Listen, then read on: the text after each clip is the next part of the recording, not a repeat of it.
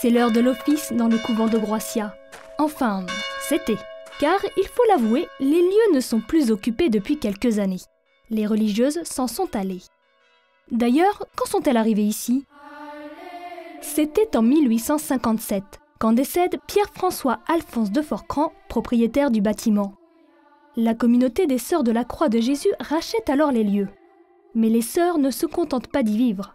Elles agissent envers la population via de nombreuses activités. L'une d'entre elles enseignait aux enfants du coin.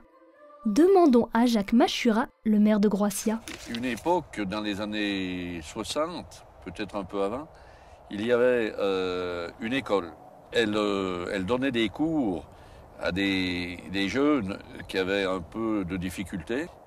Il y avait beaucoup aussi de sœurs qui soignaient. Je pense que les gens du pays ont dû tous se faire soigner ici. Il y en a qui étaient à l'hôpital. Et puis vers la fin, c'est une maison de retraite, quoi. Un lieu de repos pour les sœurs, plus précisément, et qui se reconvertit en EHPAD destiné aux personnes âgées dépendantes. Derrière ce couvent se cache un autre édifice qui mérite que l'on s'y attarde, l'église Notre-Dame de Groissia. Elle n'a d'ailleurs pas toujours eu cette silhouette si l'on en juge par les images du passé. À l'entrée, une clé de voûte savamment travaillée. À l'intérieur, une vierge aux fruits à admirer. Et dehors, un petit jardin, le cimetière des moines, avec vue sur les alentours. Ah, justement, revoici les cloches.